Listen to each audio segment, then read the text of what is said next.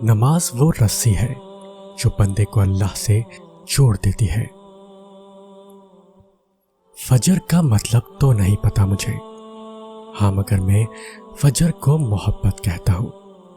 جیسے محبت مشکل ہوتی ہے، ویسے ہی فجر کے وقت اٹھنا اور ادا کرنا مشکل ترین کام ہے۔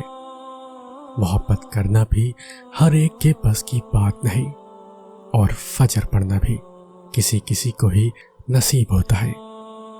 یہ بس کرم ہے، جس پہ کرنا چاہتا ہے اس کو عطا کر دیتا ہے۔ اذان فجر ایسا الارم ہے جو قسمت والوں کو ہی بیدار کرتا ہے۔ آپ صلی اللہ علیہ وسلم نے فرمایا، منافقوں کے لیے سب سے بھاری نماز عشاء اور فجر کی نماز ہے۔ اگر ان لوگوں کو پتہ چل جائے جو ان میں خیر و برکت ہے تو چاہے انہیں گھٹنوں کے بل چل کر آنا پڑے، ضرور آئیں گے۔ فجر کا ایک ایسا لمحہ جب ایک محبوب اپنے محبوب سے سجدے میں جھک کر ملاقات کرتا ہے، یہ وہ لمحہ ہے جب عرش اور فرش میں کوئی فاصلہ باقی نہیں رہتا، نہ آنسوؤں پہ کوئی اختیار ہوتا ہے نہ دل پہ۔ محبت اپنے جوش میں ہوتی ہے، آنکھوں سے جب آنسو گرنا شروع ہوتے ہیں تو عرش سے ایک آواز آتی ہے، اے میرے محبوب بندے، مانگ تو کیا مانگتا ہے، بول تو کیا چاہتا ہے۔ بس الفاظ نکلتے ہی عرش سے کن کی صدا آتی ہے۔ ہم نماز اور قرآن کے ذکر کی طرف خود نہیں چاہتے، بلکہ ہمیں چن لیا جاتا ہے۔ نماز مٹی کے انسان کو سونا بنا دیتی ہے۔ آپ صلی اللہ علیہ وسلم نے فرمایا، میری آنکھوں کا نور نماز میں ہے۔ بی بی رابعہ بصری رضی اللہ عنہ کی نماز تہجد کی دو انمول دعائیں، یا اللہ رات آ گئی ہے، ستارے چمک چکے، دنیا کے بادشاہوں نے اپنے دروازے بند کر لیے، یا اللہ تیرا دروازہ اب بھی کھلا ہے، میں تیرے در پر مغفرت کا سوال کرتا ہوں۔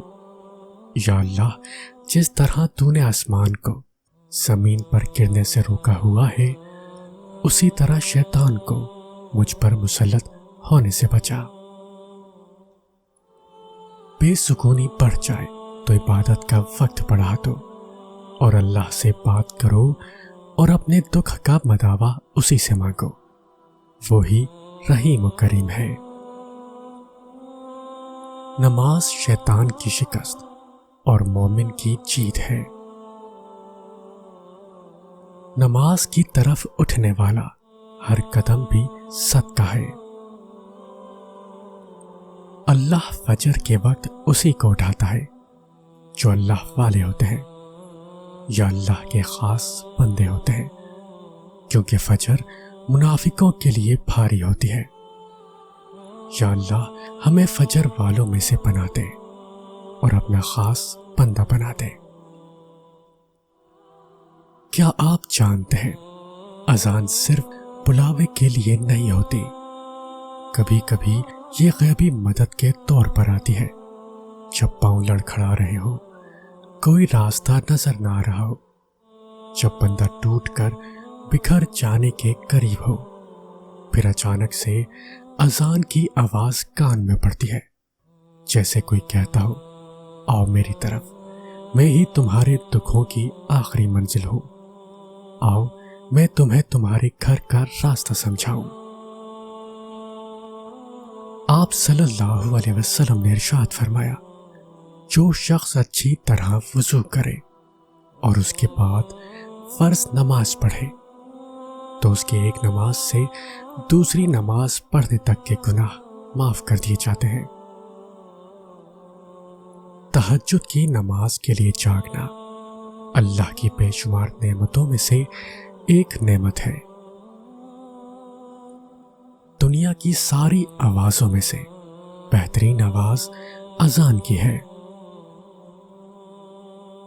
اتنی لمبی راتوں کے باوجود اگر ہمیں فجر کی نماز نصیب نہیں ہوتی تو یہ اللہ تعالیٰ سے تعلقات خراب ہونے کی نشانی ہے۔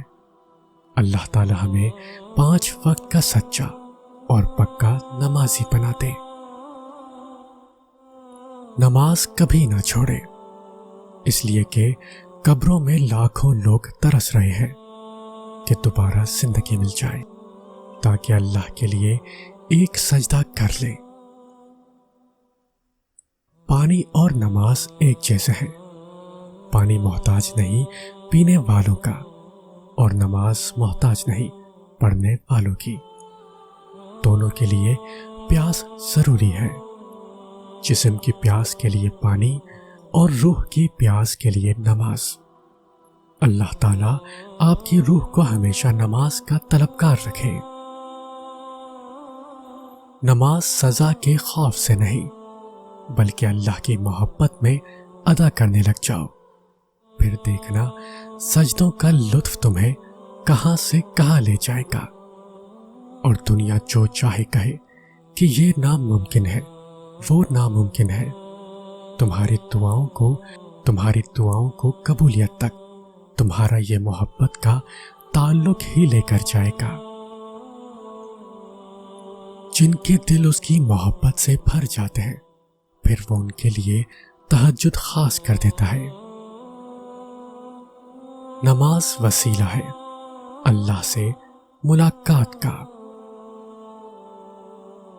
جس نے نماز کو تھام لیا اس نے کامیابی کو تھام لیا۔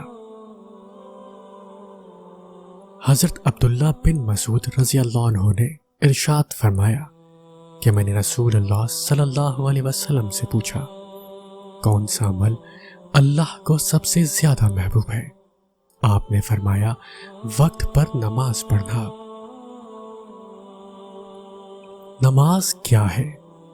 بندے کا اللہ سے اس طرح ملاقات کرنا کہ وہ اللہ کے سوا کسی کو نہ جانتا ہو۔ پوچھا گیا، اپنی نماز کی پابندی کیسے کر لیتے ہو؟